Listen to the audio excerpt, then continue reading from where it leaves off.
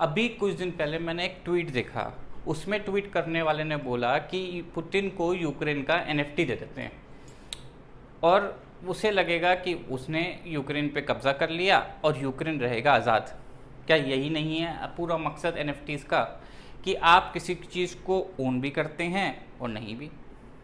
ये वीडियो दोस्तों एनएफटीज़ पे नहीं है, लेकिन अगर किसी काम से कोई लड़ाई रुकती है तो उसमें गलत क्या है। जब मैं 19 साल का था तो मेरी लाइफ का एक ही गोल था, अपने कॉलेज की सबसे सुंदर लड़की को डेट करना। खैर वो तो कभी हुआ नहीं। फिर मैंने बनाया प्लान बी कि बनाओ बहुत सारा पैसा। अगर बहुत सारा पैसा बनाऊंगा तो शायद प्लान ए भी काम कर जाए। फिर मैंने बहुत सारे आइडियाज़ लगाए कि मैं पैसा जल्दी से कैसे बनाऊं। फॉर्चुनेटली उस समय तक क्रिप्टो मार्केट नहीं लॉन्च हुआ था। अगर उस समय क्रिप्टो लॉन्च हुआ होता तो उसमें भी मैं बहुत सारा नुकसान करता। तो उसके लिए cryptos thank you very much. उनमें से एक आइडिया था कि मैं इमेजिन करूं कि मैं बहुत सारा पैसा बना रहा हूं। उससे मन तो बहुत खुश रहता था, लेकिन वॉलेट था खाली का खाली। जब वो प्लान भी फेल हो गया तो भूला भटका मैं पहुंचा स्टॉक मार्केट तक। और वो दिन है और आज का दिन है। मैं अभी भी यहीं हूँ और वॉलेट भी अब ठीक ठाक ही रहता है। मगर दोस्तों जब मैं 19 साल का था तब मैं रोज़ दिन रात यही सोचता था कि काश कोई ऐसा जना होता जो मुझे गाइड करता और बताता सही रास्ता, सही तरीके से बहुत सारा पैसा बनाने का। अगर आप मेरी तरह उसी जगह पे हो आज तो आपको मैं एक ही एडवाइस दूंगा, रिलैक्स करो और थोड़ा सा स्ट्रेस कम लो, लाइफ को एंजॉय करो, सब ठीक होगा। थोड़ा भरोसा रखो दोस्तों अपने ऊपर और मेरे वीडियोस को देखते रहो। मैं जब भी आपकी उम्र में किसी भी एक सक्सेसफुल इंसान से मिलता था तो मेरे उनसे ये दो ही सवाल होते थे, आप क्या काम करते हो और आप कितना पैसा बनाते हो। सब लोग मुझे हंस के टाल देते थे, क्योंकि अभी टाइम मशीन बनने में समय है और 19 साल वाले अपने आप को मैं जाके ये स्ट्रैटेजी नहीं सिखा सकता। तो मैंने सोचा ये सारी बातें आप ही के साथ शेयर कर लूँ, शायद आप ही को इससे फ़ायदा हो जाए। जो है मेरी बेस्ट पैसिव इनकम स्ट्रैटेजीज़। इस स्ट्रैटेजीज़ के दो क्राइटेरियाज़ हैं। एक तो ये पैसा ज़रूर बनाती हैं, दूसरा इनको समझना बहुत आसान है, क्योंकि कोई भी नहीं चाहता कि उनकी इन्वेस्टमेंट ज़्यादा कॉम्प्लिकेटेड हो। मगर थोड़ा कूल लगने के लिए हम 2-4 तो कॉम्प्लिकेटेड इन्वेस्टमेंट भी सीख लेंगे डिस्कशन के लिए, लेकिन करेंगे नहीं। डन। पहले डिस्कस करते हैं कुछ चीज़ों को जो हम खरीदते हैं सोच के कि ये एक अच्छी इन्वेस्टमेंट है, मगर असलियत में वो होती नहीं है। जैसे हैं घड़ियाँ, फ़ोन, गाड़ियाँ, कॉइन्स, स्टैम्प्स, कलेक्टिबल्स। इनको ऑल्टरनेट इन्वेस्टमेंट भी कहते हैं। ये लगती तो हैं कि ये बहुत अच्छी एक इन्वेस्टमेंट्स हैं, लेकिन सच में ये इतनी अच्छी इन्वेस्टमेंट होती नहीं है। आप और हम दोनों करते हैं ऐसी इन्वेस्टमेंट, और ये इन्वेस्टमेंट्स जाके रखने में और दिखाने में तो बहुत अच्छी लगती हैं, पर इनकी कोई ट्रू वैल्यू नहीं होती। एक वैल्यू होती है कि ये हमें खुश दे करती हैं।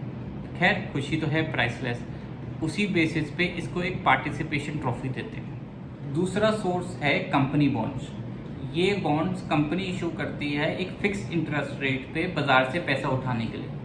जनरली इनका रेट होता है 8 से 10%। ये बॉन्ड्स कई बार 12% तक भी इशू हो जाते हैं। अब आप सोचेंगे कि इन बॉन्डों का रेट हाई क्यों होता है, क्योंकि इनमें थोड़ा रिस्क ज़्यादा होता है। जैसे एग्जांपल लें अगर, तो येस बैंक ने बॉन्ड इशू किए थे 9 से 11% के 3 से 5 साल के रेंज में। जब येस बैंक ने डिफ़ॉल्ट किया तो ये सारे बॉन्ड्स नल और वॉइड हो गए। इसमें सारा पैसा लोगों का, इन्वेस्टरों का डूब गया। मैं ये नहीं कह रहा कि सारे बॉन्ड्स नल और वॉइड हो जाते हैं, ऐसे इंसिडेंट बहुत कम होते हैं, लेकिन ये हमेशा एक प्रोबेबिलिटी तो रहती ही है।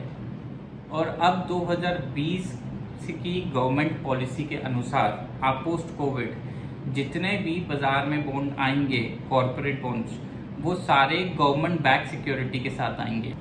अब उनका ROI मतलब रिटर्न ऑन इन्वेस्टमेंट उनके रिस्क को मैच करेगा या नहीं, वो तो समय ही बताएगा। अब आते हैं गवर्नमेंट सिक्योरिटीज़ और FDs पे। FDs के बारे में तो आप सब जानते हैं, मुझे इसके बारे में आपको ज़्यादा बताने की ज़रूरत नहीं है, बचपन से ही सुनते आ रहे हैं। अमाउंट मिला, बड़ा अमाउंट मिला, एफडी करा लो, गिफ्ट मिला कैश, एफडी करा लो। इसके बारे में आपको सबको सब मोस्टली पता है। और बेस्ट एफडी रिटर्न्स आप सर्च कर सकते हैं ऑनलाइन जाके बड़े आराम से। जनरली इसकी पोस्ट टैक्स रिटर्न्स बैठती है 5 से 6%। अब आते हैं हम अगले अपने पैसिव इनकम क्राइटेरिया पे, वो होता है डिविडेंड पेइंग स्टॉक्स। डिविडेंड जो होता है वो कंपनियां पे करती हैं सालाना अपने इन्वेस्टर्स को अपनी इनकम में से। दोस्तों ये वेरी करता है कंपनीज टू कंपनीज। इसमें इंडिया में सबसे आगे हैं पीएसयू कंपनीज। पीएसयू कंपनीज वो होती हैं जिसमें इन्वेस्टेड होती है गवर्नमेंट ऑफ इंडिया, मतलब उसका स्टेक सबसे बड़ा होता है इस कंपनीज के अंदर। अब क्योंकि सरकार को चाहिए होता है बहुत सारा पैसा देश चलाने के लिए, तो वो इन कंपनियों से एक्सपेक्ट करती है कि वो उसको ज़्यादा से ज़्यादा डिविडेंड दे। इसके बेसिस पे वो हर साल इन कंपनी को एक टारगेट देती है कि हमको इतना डिविडेंड तो आपने देना ही देना है। और क्योंकि कंपनियों का काम होता है अपने इन्वेस्टमेंट्स की डिमांड को पूरा करना, तो वो कोशिश करती है कि वो उस टारगेट को अचीव करे। कई बार इस चक्कर में अगर कंपनीज का प्रॉफिट थोड़ा कम रह जाता है, तो डिविडेंड के प्रेशर की वजह से इन कंपनियों को अपने स्टॉक प्राइसेस पे मेजर हिट लेनी पड़ती है।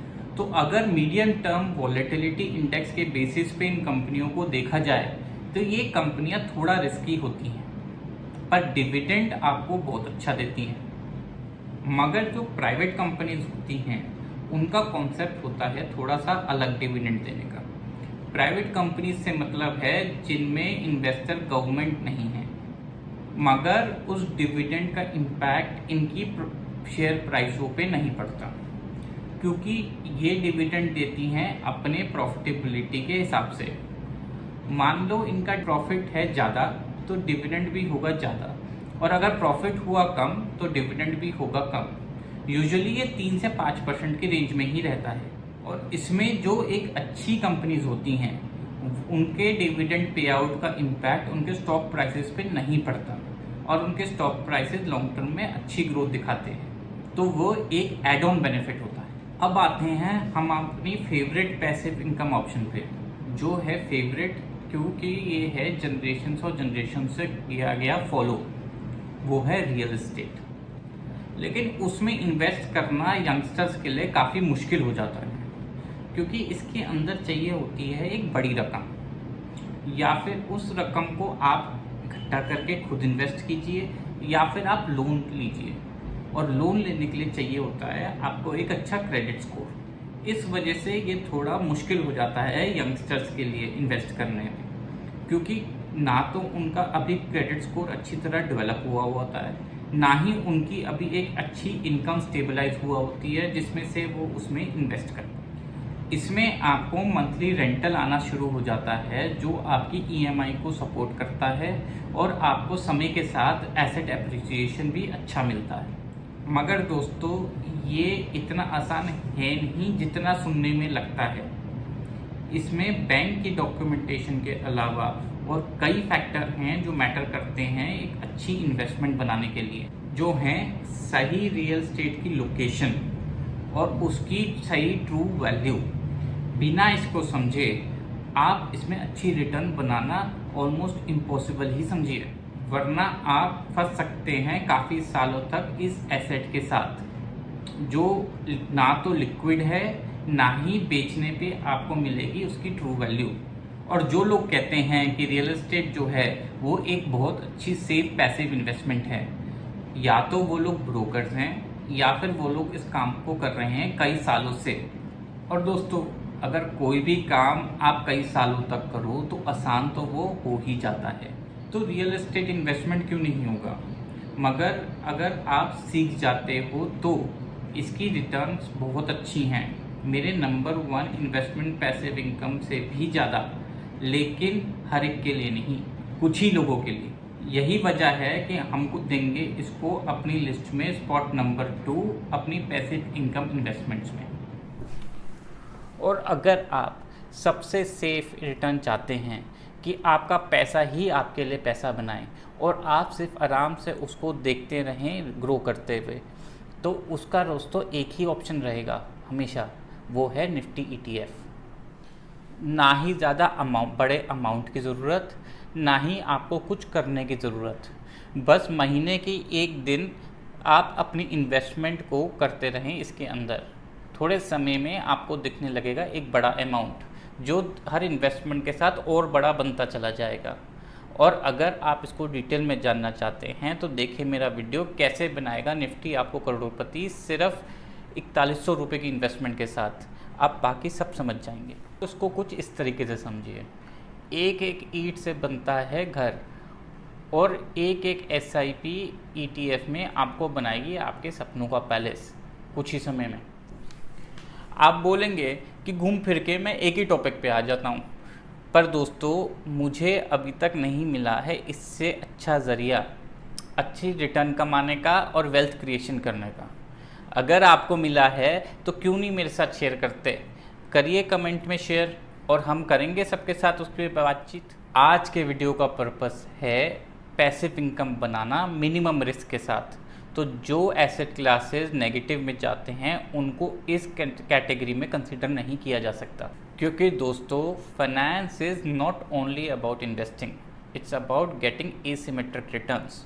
यानी डाउन साइड पे आपका रिस्क होना चाहिए मिनिमम और अपसाइड पे आपका बेनिफिट होना चाहिए अनलिमिटेड। और आखिर में वही मैटर करता है जो आपको सूट करता है, क्योंकि हर किसी को हर चीज़ सूट नहीं करती, तभी इसको कहते हैं पर्सनल फाइनेंस। क्या चीज़ है जो आपको पर्सनली सूट करती है। मैंने भी अपनी इन्वेस्टमेंट जर्नी स्टार्ट तो की थी म्यूचुअल फंड से, जब मैंने एक स्टेबल रिटर्न कमाना शुरू की। फिर सीखते सीखते मैं पहुंचा ETF पे, और उसके बाद मैं पहुंचा लार्ज कैप स्टॉक्स पे। तो धीरे धीरे ये एक ग्रेजुअल प्रोसेस था, और थोड़ा जल्दी समझ जाता इन्वेस्टमेंट प्रोसेसेस को जिसे उसे लगे सालों समझने में, तो और नुकसान भी बहुत कम होता है। अगर मेरा 19 साल वाला वर्जन इस वीडियो को देख रहा होता तो लाइक ज़रूर करता। तो अब आते हैं आपके फेवरेट टॉपिक। अब क्या कहा निफ्टी ने इस हफ्ते के ऊपर। निफ्टी क्लोज हुआ 17,158 पर, हमारे रेजिस्टेंस पॉइंट 17,180, लेकिन अब एक स्ट्रॉन्ग पॉसिबिलिटी है कि निफ्टी इस लेवल से अब थोड़ा आइसोलेशन में जाएगा। लेकिन जो हमने आपको बताया था पिछले वीडियो में कि हमारा जो पुल बैक पॉइंट है 16,000 का, अब वो शिफ्ट हो जाएगा 16,500 पे। जब तक निफ्टी अब 16,500 डाउनवर्ड ट्रेंड पे ब्रीच नहीं करेगा, वो अपना ट्रेंड रिवर्स नहीं होने देगा। एक तो उसकी रैली कंटिन्यू रहेगी, और उसको साथ में अब चाहिए सपोर्ट। वो सपोर्ट उसको मिलेगा एक तो INR USD के रिवर्सल से, और दूसरा सपोर्ट रहेगा FII की इनफ्लो में इंक्रीज। तो दोस्तों रिवर्सल साइन को मॉनिटर ज़रूर करते रहें, और कैसे मॉनिटर करना है वो मैंने आपको बताया है अपने वीडियो INR USD का रिश्ता मार्केट के साथ के अंदर। और जब भी निफ्टी अब 17,374 को ब्रीच करेगा, चाहे वो नेक्स्ट फ्राइडे को हो या उसके अगले वीक के अंदर, वो सीधा पहुंचेगा 18,130 पे, जो बनेगा उसका नेक्स्ट रेजिस्टेंस पॉइंट। और वो है दोस्तों सिर्फ 500 पॉइंट पीछे निफ्टी के लाइफ टाइम हाई से। तो देखते हैं अब निफ्टी ये हमारा रेजिस्टेंस 17,374 का कब ब्रेक करता है। अगर आपको वीडियो लाइक पसंद आते हैं तो लाइक ज़रूर करते रहिए, और मैं आपको मार्केट की न्यूज़ लाके देता रहूँगा। तब तक के लिए गुड बाय एंड जय हिंद।